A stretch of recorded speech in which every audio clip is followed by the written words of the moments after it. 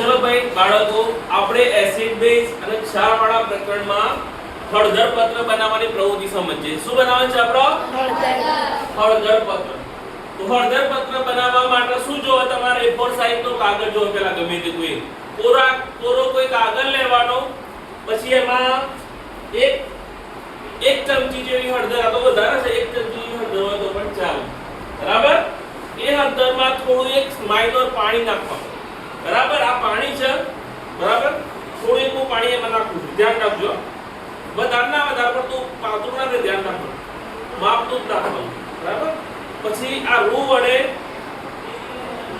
એને ભેળવવાનું. હજી થોડું ઓછું પડે છે, થોડું હું નાખું છું.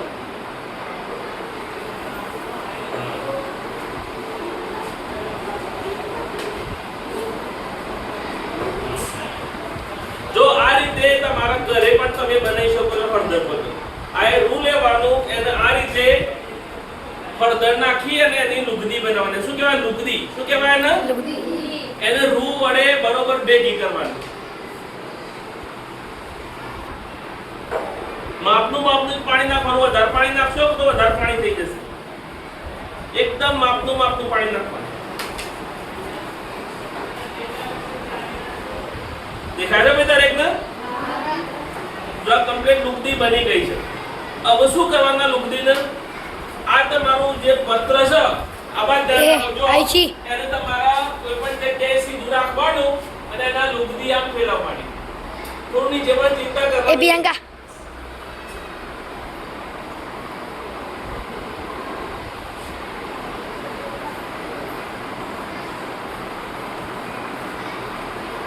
જો ઓછું લાગે તો ફરી પાછું આમાંથી લેવાનું.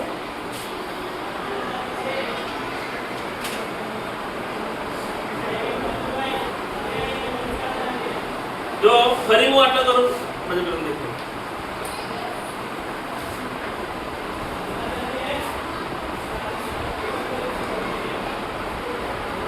દેખાય છે દરેકને? માર ખાઈ છે તારું.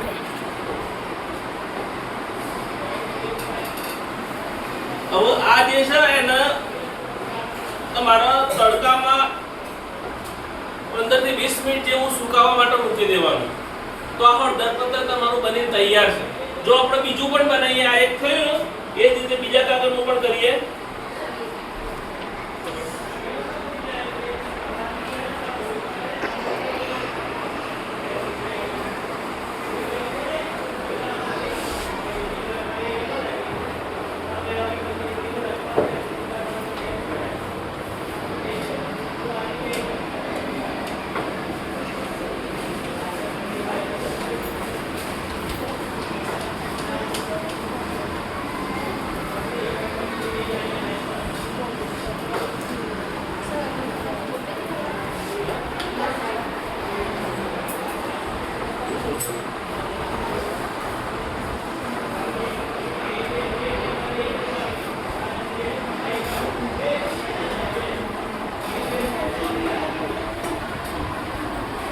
જો ભાઈ આ હળદર પત્ર તમારું પેલા શરૂઆતમાં શું કર્યું? આપણે હળદર લીધી, હળદરમાં થોડું પાણી નાખ્યું અને રૂ વડે એને આપણે બરોબર ઘસી દીધી.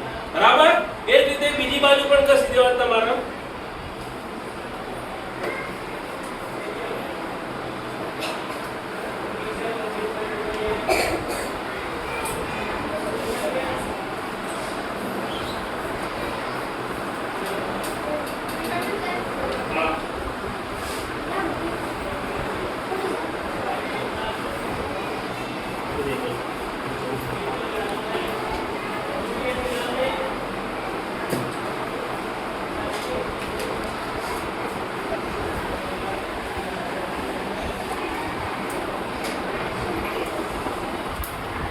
ચલો આ પત્ર બની ગયું, હળદર પત્ર કહેવાનું. બરાબર? તડકામાં સૂકવી દેવાનું અને એને પછી નાના પીસ કરી દેવાના. પછી આપણે હળદર પત્ર તરીકે ઉપયોગ કરવાનો છે. બરાબર?